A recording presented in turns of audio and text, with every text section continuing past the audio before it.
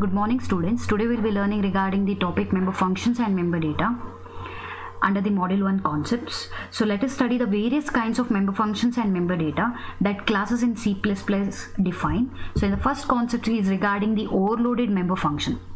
So the difference between the overloaded member functions and overloaded functions is nothing but overloaded functions you had already learned in the previous video sessions. Overloaded functions.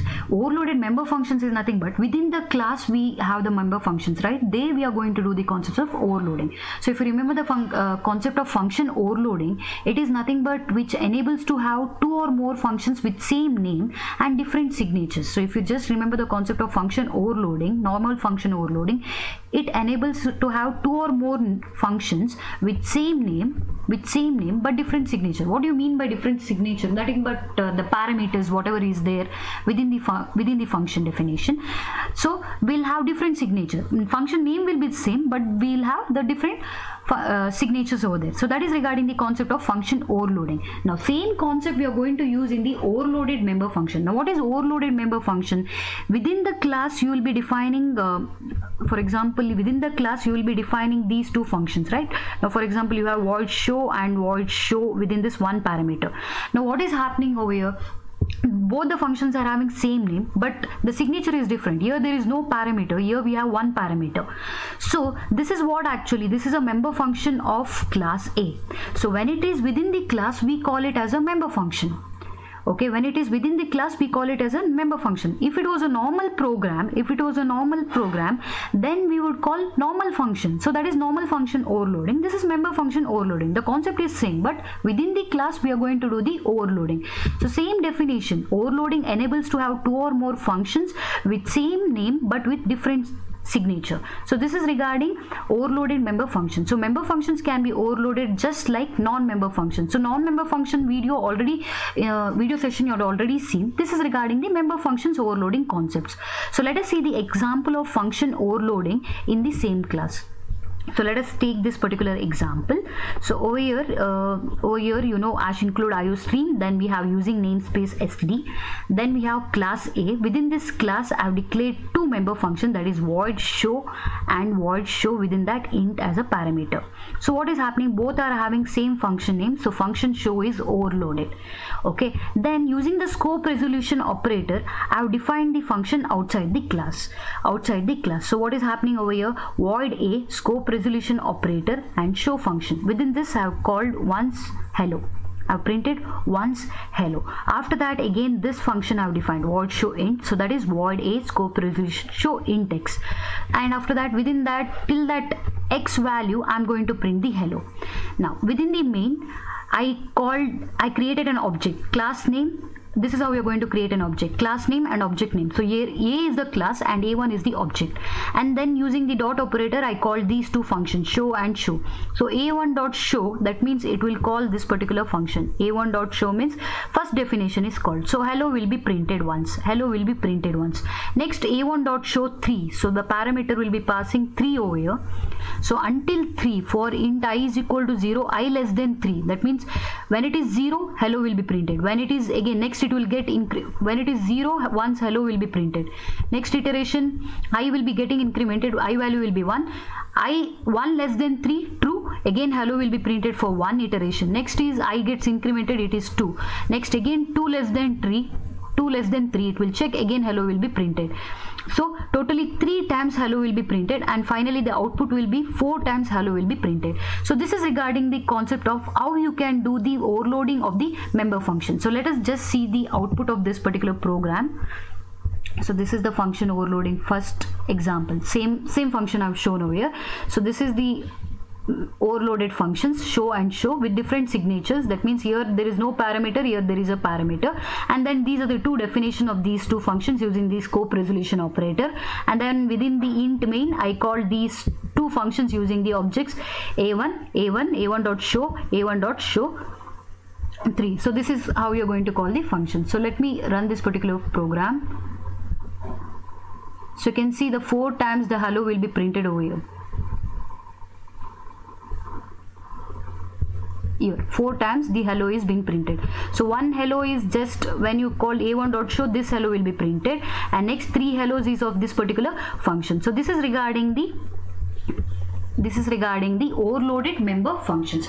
So one concept is regarding this, where you can overload if you have 2 or more functions with the same name but with a different signature. Other concept is you can also have same function name and same signature but within 2 different classes. So I'll show the example of that. So function overloading enables us to have 2 functions of the same name and same signature in 2 different classes. So what does it mean? Function name is also same, parameter within the function is also same, but only thing is these 2 functions are defined within the 2 different classes. So example of such is shown over here. So for example, #include iostream.h using namespace class A public void show. This is class A. Class B public void show. This is class B.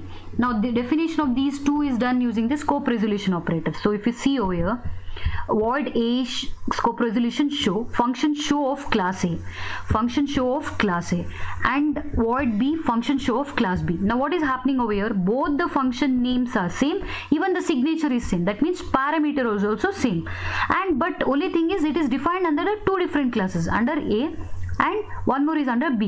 Now when I define void A scope resolution, this is of class A cout statement, this is of class B cout statement, and within this I have called the object A1, B, B1. So A1.show, B1.show. When I tell like this, these 2 statements will be printed, function show of class A, function show of class B, and return 0. So this is done. This is possible in overloaded member function. So function overloading enables us to have 2 functions of the same name and same signature in 2 different classes, But if you remember the concept of this pointer, what exactly is happening in the concept of this pointer?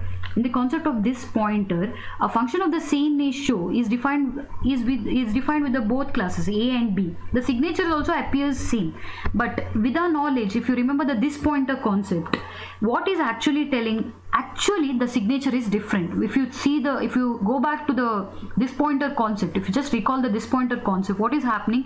Actually the signature within this is different. When it is just empty like this void show, what it will call? Actually it will just call, actually the parsing will be nothing but it will be like A. Within this, actually what you're going to call is A. Within the compiler, what is happening is nothing but A star const will be called over here within this function void show. Over here in this it will call as B star const. Okay, B star const. Oh, I mean within this parenthesis, actually you're passing B star const and A star const, and over here what you're passing? A star const, this you're going to define, A star const this. So what is happening within this? This object is calling this particular function. So what is happening? The signature is different. This is of B and this is of A. But overall, when you see the program, you feel that the function name is also same and there is signature is also same. Both are same overall. But according to the compiler, when it runs, according to this pointer, it is actually saying that the signatures are actually different. Why? This is of when it calls. This is of calling from the object A. I mean of object of class A. This function is called from the object of class B. That is, this address is being passed, this address is being passed. So obviously the signature is different, right? Signature is different. But he's telling that, that's what he's told over here. See, a function of the same name show is defined in both the classes A and B. The signature also appears to be same. But with the concept of this pointer, the signatures are actually different. So this is how actually the void show and this has been called. But when you're defining the function, it is A star const this. I mean you're calling A star const this and B star const this. So it is an object of B which is calling the function, and it is an object of A which is calling the function. So both the signatures are actually different. So this is what you have to need to remember. So this is regarding the overloaded member function. So we'll just run this particular program, that is function overloading, the second concept, that is this one. So the build and run. So you can see here A1.show means 2 function of show of class A will be called. b1.show means function show of class B is being called. So this is regarding the function overloading concepts with same name and same signature. One concept is that, and with same name and different signature. So these were the concepts of the overloaded member functions. Overloaded member functions. Next is regarding the default values for the formal arguments of member functions. So already you know regarding the concept of default values. Default values are nothing but which can be specified for the formal arguments of the member functions in the prototype. Now what is this? You're going to give some values for the parameters within the functions. Okay, so it can be in case if user specified some value within the function call, then it will be overridden. Whatever the default value are defined, that will be overridden. Now, what is the syntax for that? Return type, whatever it may be, int or void or whatever, and the member function name and argument 1 equal to value. You can set any default value over here. For example, 0 or 1 or 2 or 3, any default values can be set over here. So if the user does not supply a value, for example, if I don't supply a value over here, then the default value is, if I don't supply a value over there, then the default value is being used. If the user provides some default values, for example, I'll just go over here. Here for a1.show, it will call this particular function. Here user has defined int equal to 0. Okay, so it will execute for this default value itself. If I have not defined any value over here, if I have not sent any value over here, then with this value the function will be called. With this value function will be called.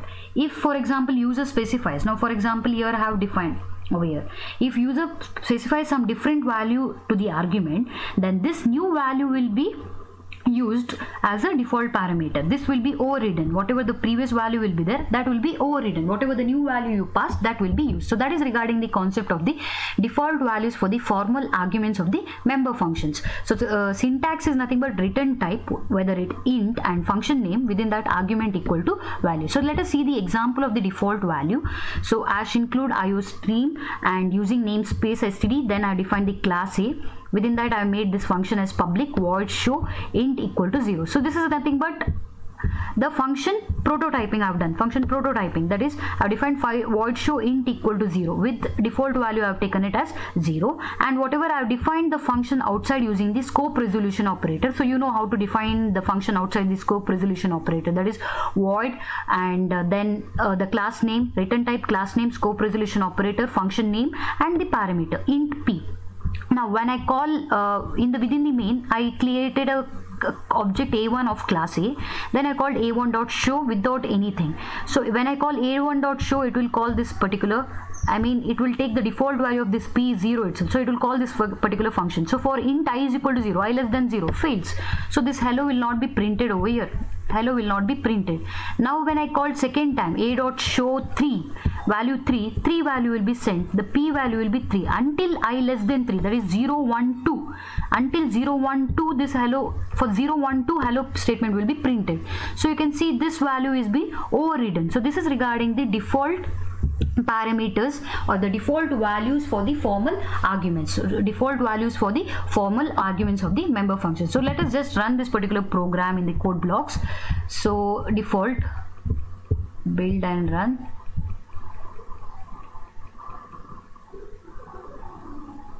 So you can see here int equal to 0, right?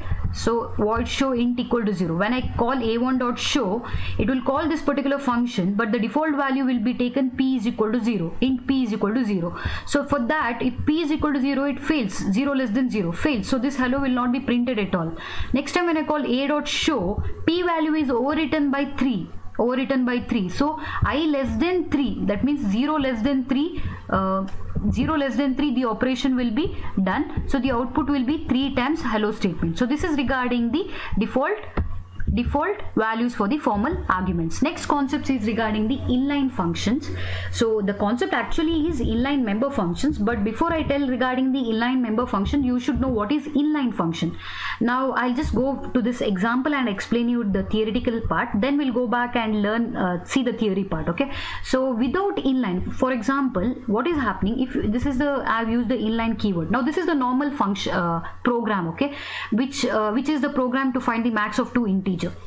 max of two integers. So what I've done is hash include iostream.h using namespace stds, these I've defined, and then int max function definition is over here, int max of two variables, so int x and int y. So written, if x greater than y, x will be the output, question mark. What is the meaning of this? X greater than y, question mark means either if x is greater than, if it is true, x greater than y, if it is true, x will be the output. If it is false, y will be the output. So this is, you already know this syntax, so this will return actually. So this is the function definition. Within the main, what I've done is cout max of 20 and 10, max of 20 and 10, that is within the double quote. So this will be printing max of 20 of 10.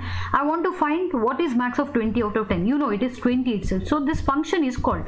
So when this function, I mean, I've called max 2010. So when this is being called over here, it will automatically jump over here, execute this particular result and give back the result over here. Same way, max 0 and 200, it will jump over here, and here the result, you know, it is 20. Here it is 20. Here max 0 and 200, it is 200. Again here 100 and 1010, it would be 1010. Okay, it would be 1010. So what is happening over here exactly? What is happening over here exactly? When you want to find the max of two integers, you call this max function. So it will call this function, it will perform that particular function, it will return what is the max back over here. Again it will call, when you call the max, again it will go over here, it will return the whatever the output is there, it will return. So each time what is happening in this normal programming without using inline, what is happening in the normal programming? It is nothing but when we define a function normally, this is the function we are going to define normally, the compiler makes a copy of the definition in the memory. That means here the memory, in the memory this definition is stored, and when we call this particular function, what is happening over here? The compiler jumps the call, I mean he will call to this particular memory address. Agree? And he will execute that result and come back to this particular memory address. Same way for this also, he'll call to this particular memory address, again the result will be called back and stored for this memory address. So how many times totally? Again for this also it will go back over here, again return the output over here. So each time the memory address is changing. Once it has to go here, here one memory address will be stored, again it has to come back, here one memory address will be stored. So there what is happening, when we give a call to the function is made, the compiler jumps to those copied instruction and function return. The execution whatever is there, it resumes from the next line in the calling function. Okay, and here what is happening, each time these functions called, it will what override is happening actually. It has to go there, it has to execute return, it has to go there, and even the time performance is being reduced every time it is going there and coming back over here, going there, coming back over there.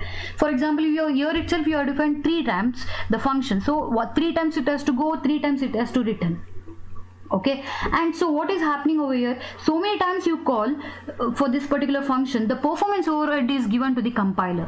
So it actually slows down the execution of the program in a normal program. To reduce this, to reduce the performance overhead as well as the compiler overhead, and to do the faster process, we are going to use the inline function. Now what is the job of inline is, when I give inline keyword, now here I just mentioned inline keyword, when you call this max 20/100, right, immediately the call is not going over here. Instead the inline function is a function whose code is copied in the place of each function call. Here itself the entire max code is been copied, and here itself the output is been, I mean max is been found and written. Here also when you call here itself function definition is done. Here itself function definition is done. Whenever you use the term inline keyword, the function here itself is being iterated.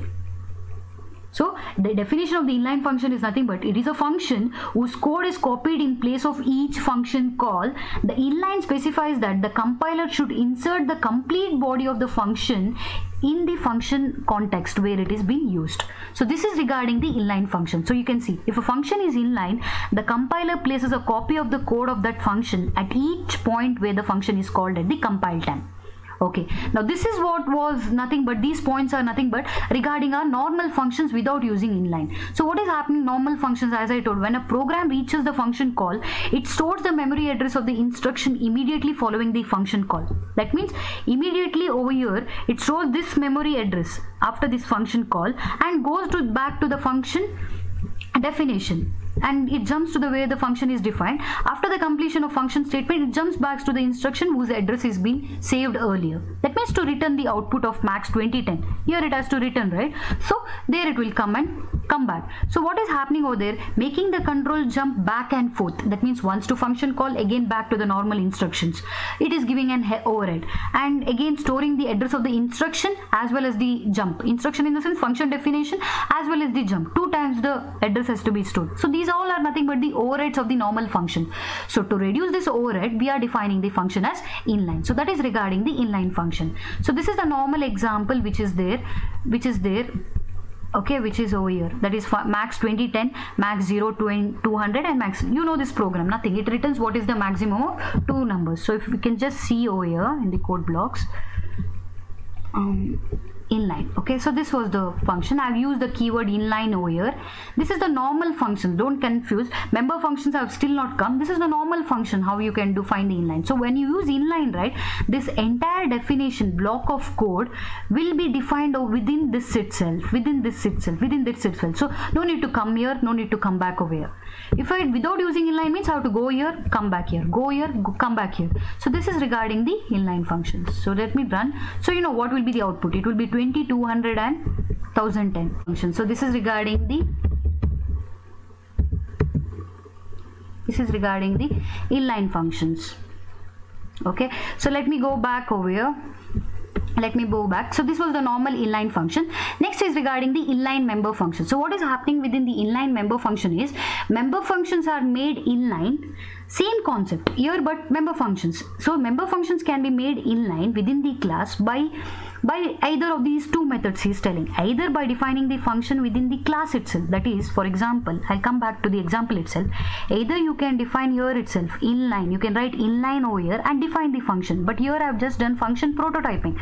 I have not defined the inline function over here. I've just done the function prototyping. Either you can write inline over here and define the function. If not, outside the class you can write inline, and using the scope resolution you can define the function.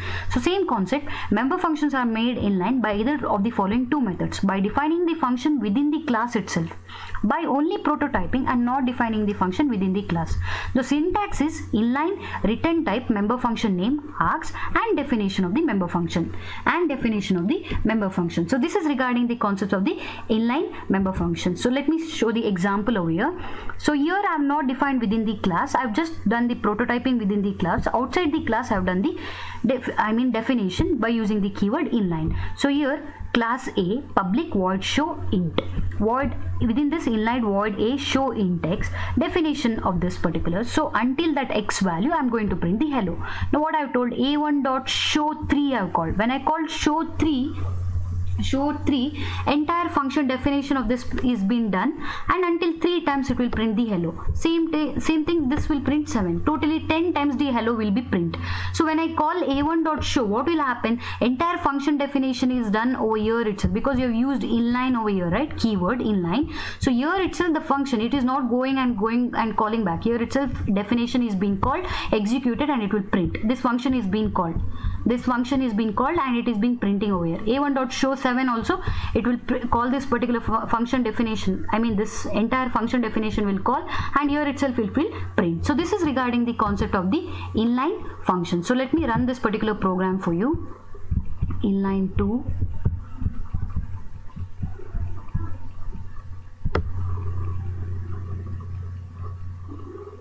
So here you can see it is been printed 1, 2, 3, 4, 5, 6, 7, 8, 9, 10 times it is being printed.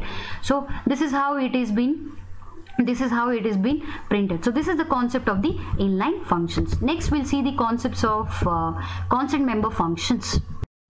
In the constant member functions, now how to define this is, let us consider a situation. For example, what is happening is, the programmer who designs the functions, who writes this particular program, right, what he'll do is he wants to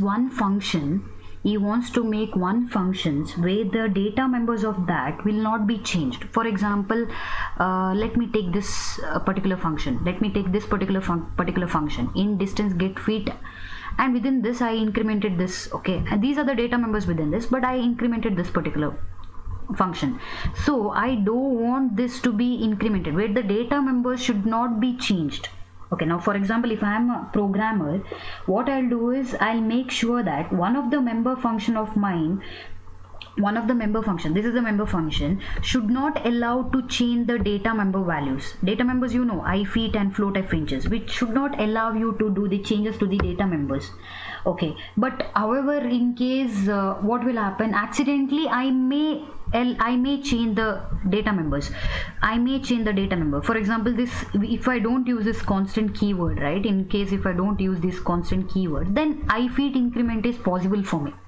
In the get feet, I feet increment is possible. So what is happening, accidentally, if I don't define it as constant, I may tend to change the value while writing the code. So if I declare this function as constant, I have declared here, see, I have declared get feet and get inches function as constant. Okay, I have declared the get feet as well as the get inches function as constant. Now here, get feet and again here get inches function as constant I have declared. Now if I declare that as constant, okay, if I declare my function as member function as a constant, whatever within that the data members of that class, whatever these data members, cannot be modified. So with the help of compiler, if what will happen, it will not allow you to do, it will throw the error. Now for example, here also it throws an error. Here I tried to change the f inches value, here also it throws the error. So in case, this is the use of my constant member function. So constant member function, if I define my function, now how will I define that? Int get feet constant. If I constant, this is the keyword I'm going to use. Okay, if I define that function as constant, then it will not allow you to change the values of the data members. That is one point. Member functions are specified as constant by suffixing, not prefixing, by suffixing. You know what is suffix at the end, suffixing the prototype and the function definition header with the const keyword. So this is the keyword making my function constant. For constant member function, the memory occupied by the invoking object is only read-only memory. Agree? Why read-only memory? I cannot do write operation. If I increment or if I decrement or if I do anything, I cannot do it. I can just read the values whatever is there in this particular function. It's only read-only. Why? Because I have defined it as a constant. So for constant member function, the memory occupied by the invoking object is read-only memory. And the constant member functions can be called with respect to a constant object or non-constant object. That's what here, while you call, right, you can either call it using d1, d2, d3. If not, you can also call it by using the constant keyword.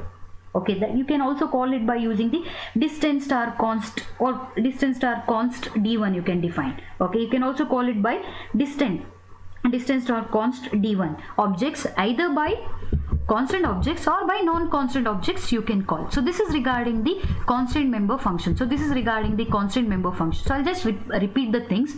Constant member functions, if you define a member function as a constant member function, you cannot change the value of the data members. That is, within the function you cannot do any increment or decrement within this.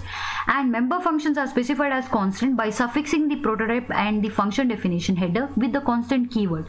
For constant member functions, you can only do the read operations, you cannot do the write operations. Okay, and it's only read-only memory. And constant member functions can be called with respect to the constant objects or non-constant objects. So this is an example, simple example. Already this example we have taken throughout the program. So same example I'm going to show over here.